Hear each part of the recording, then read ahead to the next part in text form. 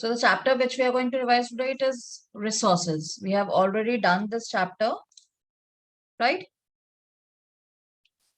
So what are the characteristics of the resources, or what are the things which make the things a resource? That is the utility and the value, right? कि किसी भी चीज को हम कितना इस्तेमाल कर रहे हैं, उससे हमें वो चीज जो है वो किसी भी चीज को रिसोर्स बनाती है, राइट? किसी चीज की अगर को हम यूज ही नहीं कर रहे हैं, राइट, तो वो रिसोर्स नहीं कहलाएगी।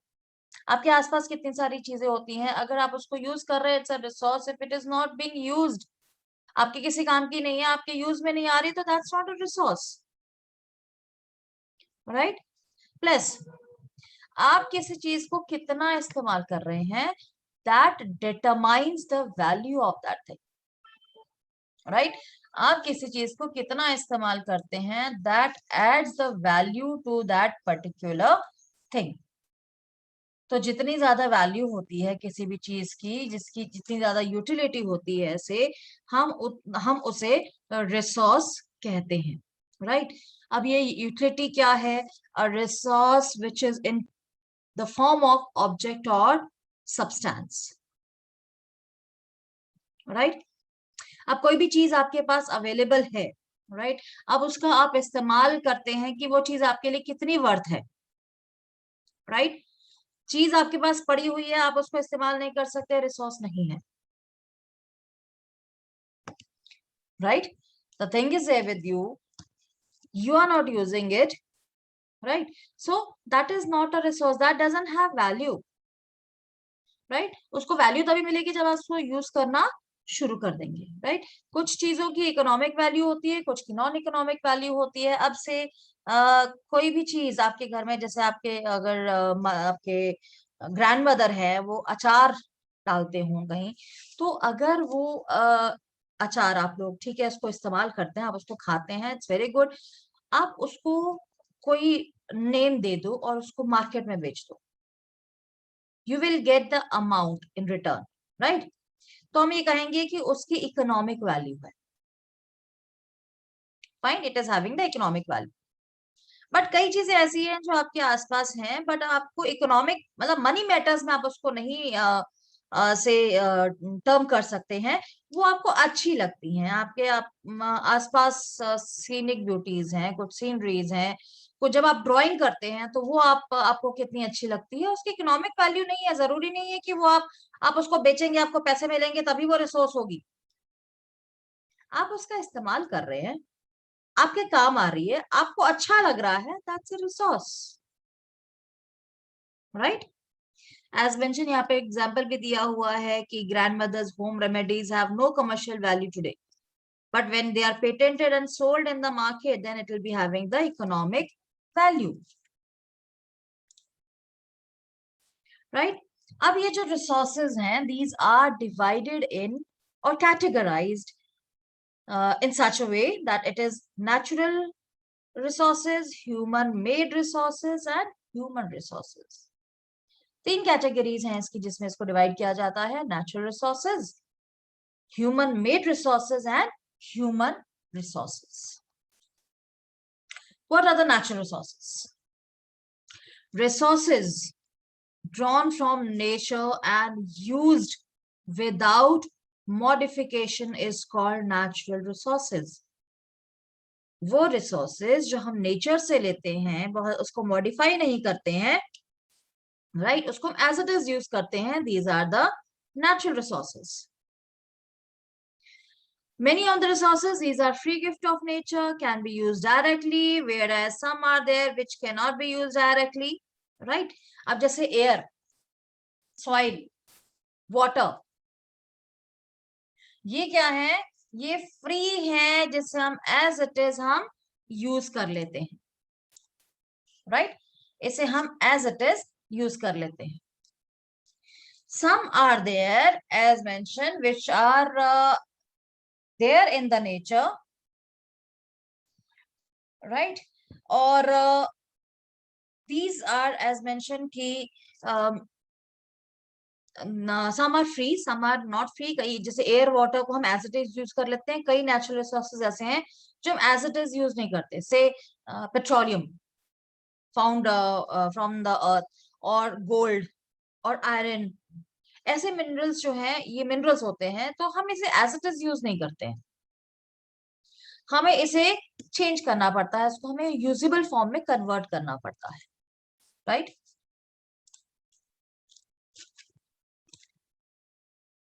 सो ये नेचुरल रिसोर्सेज जो है इसको भी फर्दर कैटेगराइज किया जाता है, right. These are further categorized. I will just explain how these are categorized. So these resources, these are further classified on few of the bases. That is the level of development and use, then the distribution, then the stock, and then the origin. Right? इसको further इनके base पे ये कैसे divided हैं वो हम लोग देख लेते हैं, राइट। फर्स्ट आप लोगों का था development, level of development and use. Resources classified on the basis of level of development and use. So हम इसे दो पार्ट्स में डिवाइड करते हैं, actual resources and potential resources, right. Actual resources and potential resources. Actual resources कौन से होते हैं? These are those resources which are present on the earth, and at present also we are using those resources, right? हम इन resources को use भी कर रहे हैं, हमारे पास है भी, हमारे पास ऐसी टेक्नोलॉजी भी है, right? जिसका इस्तेमाल करके हम ये जो resources हैं इसको यूज कर रहे हैं। इसमें हम कुछ भी लिख सकते हैं, we can write about the coal, we can write about the iron और द गोल्ड और पेट्रोलियम, मतलब whatever minerals which are found here, right. इसके बाद होते हैं पोटेंशियल रिसोर्सेज। पोटेंशियल रिसोर्सेज कौन से हैं? वो resources which are available on the earth, right, but we are not having that technology to use those resources. अब इसमें हम एक एग्जांपल ले लें, ocean water, right. Ocean water जो है हमारे पास कितना ज्यादा, इट्स प्लेंटी, पर हमारे पास टेक्नोलॉजी नहीं है जिससे हम इसे कन्वर्ट कर सके इन ड्रिंकिंग और अ usable form. Plus coastal areas जो है वो ओपन एरियाज होते हैं, वहां पर हवाएं बहुत चलती है, हम उस विंड एनर्जी हमारे पास बहुत है, बट इतनी टेक्नोलॉजी नहीं है कि उसको हम पावर में कन्वर्ट करें और अवेलेबल करें कॉमन यूज के लिए। No doubt wind energy is use, but वो लिमिटेड एरियाज में यूज होती है, इतनी टेक्नोलॉजी नहीं है कि उसे कंट्री वाइड यूज किया जा सके, right. So actual resources whose quantity is known and used in present. Example दिया है deposit of coal in Ruhr region of Germany. Not only Germany, ये इनके बारे में हमें पता है कि अर्थ ये यहाँ पर है और हम यूज भी कर रहे हैं। Potential resources, as I said, resources whose quantity is not known and used in the future. High speed winds, a potential resource. It had been 200 years ago, but today they are actual resource, and wind farms generate energy using windmills in Netherland. India में अभी भी हम कह सकते हैं कि wind energy है, solar energy है, ये अभी भी हम थोड़ा सा पोटेंशियल कहते हैं कि हम फिलहाल भी इसे यूज नहीं कर रहे हैं। कई कंट्रीज में यूज हो रहा है, राइट, बट स्टिल अगर हम अपने कंट्री की बात करें तो इतना कंट्री वाइड ये यूज नहीं हो पा रही है। Now on the basis of origin, कि आए कहां से हैं, निकले कहां से हैं, तो on that basis we divide these resources in two parts, biotic and abiotic. Biotic and abiotic, right? इसको हम further explain करें। Abiotic, which are non-living, non-living है rocks, minerals, soil, right? और बायोटिक रिसोर्सेज क्या है? Plants and animals, means which are living, which are living, right. Now on the basis of stock, right? हमारे पास कितना stock है इस चीजों का, हमारे पास कितने पड़े हुए हैं, उन बेसिस पे we divide it into two categories, that is renewable and non-renewable. So renewable क्या है? वो resources, right, which can be renewed. Which can be renewed means कि हमारे पास पड़े हैं, वो अभी इतनी जल्दी खत्म नहीं होंगे, और अगर हो भी जाते हैं तो उसको रिन्यू कर सकते हैं, राइट? अब सॉइल जो है उसे हम लोग फिलहाल रिन्यूएबल कहते हैं, लेकिन तब तक ही कह पाएंगे जब तक it is not exhausted, because the way it is being depleted, right, the way the soil is getting depleted, so we cannot say कि काफी हद तक renewable रह पाएगा. But yes, renewable में हम एग्जांपल लेते हैं विंड, सोलर एनर्जी, जिसको हम बार बार यूज कर सकते हैं, खत्म नहीं होगी, राइट? वाटर जो है it is a renewable resource, but again same with the what was there with the soil, कि if the way we are using the water, it goes on for long, the water will also become a non-renewable resource. It will not no longer will be a renewable resource. Renewable जिसे हम renew कर सकते हैं, non renewable कौन से कि हम use कर रहे हैं, ये जल्दी खत्म हो जाएंगे और renew नहीं हो पाएंगे, renew हो पाएंगे बट हमारी लाइफ टाइम में नहीं. The process of the renewal of these resources are it's so long that we cannot see the renewal in our lifetime. Petroleum है 1000 years लग जाते हैं उसको बनने में, कोल है, गोल्ड है, मैग्नीशियम है, आपके many are there which are non renewable, अभी यूज हो रहे खत्म हो जाएंगे. अब पेट्रोलियम जो है वी आल्सो नो कि इस समय पेट्रोल और डीजल का रेट इतना ज्यादा है, क्यों? क्योंकि इसकी कमी है, इसकी शॉर्टेज है, राइट? अब क्या हो रहा है, कई कंपनीज क्या कर रही हैं, वो जो यो बाइक्स वगैरह बना रहे हैं ना, that is running on the electricity और बैटरी चार्ज, राइट? बैटरी के ऊपर रन करती है, पेट्रोल की जरूरत नहीं है, because they know the future. Quite possible in the near future we will not get these petrol and diesel, we will not get the fuel. So what these companies are doing, they are having a broader vision, they are having a far sightedness, they know what's going to happen in the future, so they are working on those automobiles which will run on the substitute of this petrol or diesel, right? कई तो ऐसे scientist भी हैं, कई students भी हैं हमारी country में, जिन्होंने ये इंजीनियरिंग वगैरह के स्टूडेंट्स, उन्होंने क्या किया, बायो ऑयल बनाया. उन्होंने वेजिटेबल्स जो थे, वेजिटेबल पील्स होते हैं, उन वेजिटेबल पील्स से एक फ्यूल बनाया, जिससे they claimed that the vehicles will run, and they proved it also. And one vehicle was run, though it could run only for a short distance, but still we are having a hope, right, कि अगर ये हमारे non renewable खत्म भी हो जाते हैं तो at least we are having the substitute. But the bottom line to say is कि we have to preserve it, because the next generations, the future generations have the right to know that petroleum had been a resource, it had been a fuel. We cannot exhaust these resources completely, because it is the responsibility of current generation to keep the resources for the future generations, right? तभी रोज हम लोग सुनते हैं save water, save water, save resources and so on. Why? क्योंकि इतनी जल्दी ये खत्म हो जाएंगे कि हम लोग शायद उस समय तक इनके सब्स्टिट्यूट भी ना ढूंढ पाए और ये खत्म भी हो जाएंगे, right? Other category on the basis of distribution, ये फैले कैसे हुए हैं? One is ubiquitous, right, and the other one is localised. Ubiquitous means the resources which are found everywhere, soil, water, air, ये रिसोर्सेस सब जगह हैं. but localized which are present and in particular places, say gold. अब gold जो है India में कहाँ मिलता है? कर्नाटका में कोलार माइंस, राइट? पेट्रोलियम इधर इट्स देयर इन मुंबई, जहाँ पे बॉम्बे हाई एक जगह है, डिगबोई है असम में, राइट? अंकलेश्वर है गुजरात में. यहाँ पे ऑयल वेल्स है जहां से पेट्रोलियम जो है वो निकाला जाता है. Limited areas, I mean it is not found everywhere. These are limited areas where these resources are found, right?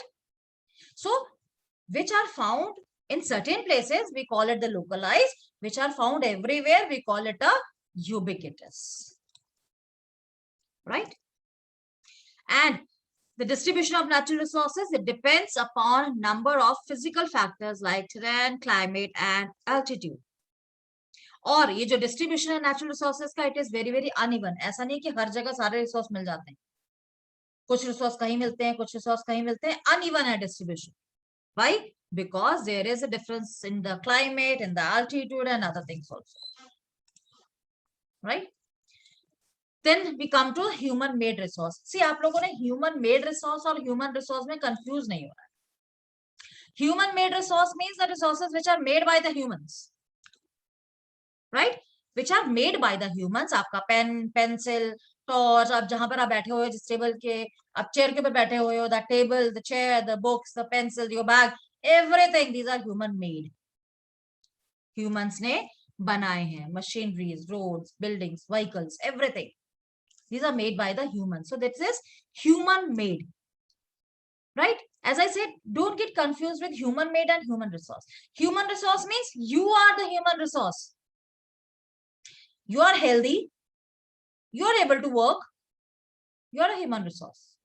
But otherwise human resource की जो formal definition है, educated, healthy and employed. Educated, healthy and employed. If the person is having these three qualities, he is educated, he is healthy and he is employed, he is a resource. And if one thing is absent, that person is not a resource. Unhealthy person जो है वो resource नहीं हो सकता है, क्योंकि वो depend है किसी के ऊपर, right? Uneducated person जो है वो earn नहीं कर पाएगा, तो again वो एक liability हो जाएगी. Human resource कब है? जब हम कंट्री के लिए एसेट है, हम लायबिलिटी नहीं है. हम कंट्री के लिए जिम्मेदारी नहीं है, हम उसके लिए एक प्रॉफिटेबल रिसोर्स है, right? So in this way the division is there, right?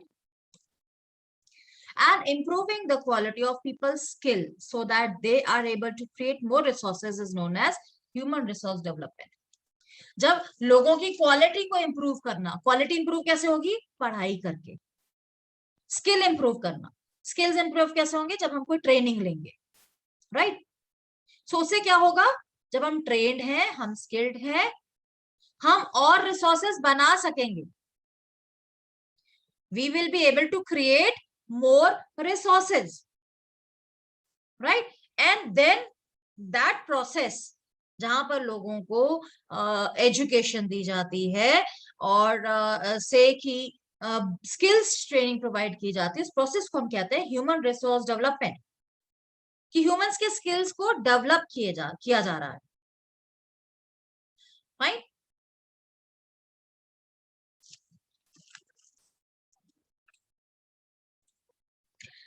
And what's the need of conserving the resources? हमें कंजर्व, जैसे मैंने कहा था कि हम लोगों ने कंजर्व करना है, फ्यूचर जनरेशंस के लिए भी करना है, राइट? तो उसके लिए कुछ कॉन्सेप्ट्स हैं. Resource conservation, it means using the resources carefully and giving them time to get renewed is called resource conservation. Resource conservation means कि हम कोई रिसोर्स यूज कर रहे हैं, उसके बाद हम कुछ टाइम के लिए उसको रोक देंगे, हम उसका सब्स्टिट्यूट यूज करेंगे सो दैट वो रिसोर्स जो है वो रिन्यू हो जाए, उसको टाइम मिल जाए रिन्यू करने का. That is resource conservation. एक टर्म आती है सस्टेनेबल डेवलपमेंट. इट मींस कि हमें ओवरऑल रिसोर्सेज को केयरफुली यूज करना है, उसका यूजेज बहुत मिनिमम कर देना है, so as to keep it for the future generations, right? That is a very very important aspect, right? So the future of our planet and its people is linked with our ability to maintain and preserve the life support system that nature provides. It's our duty to ensure that all uses of renewable resources are sustainable. It means कि जितने भी renewable resources हैं उन्हें हम लोग उनको भी हम ढंग से यूज करें, so that it can also be there for the generations. Diversity of life on the earth is conserved. The damage to natural environment system is minimized. जितना हम लोग डैमेज कर रहे हैं नेचुरल एनवायरनमेंट को, वो हम मिनिमाइज कर दें, हम उसको कम से कम कर दें, राइट?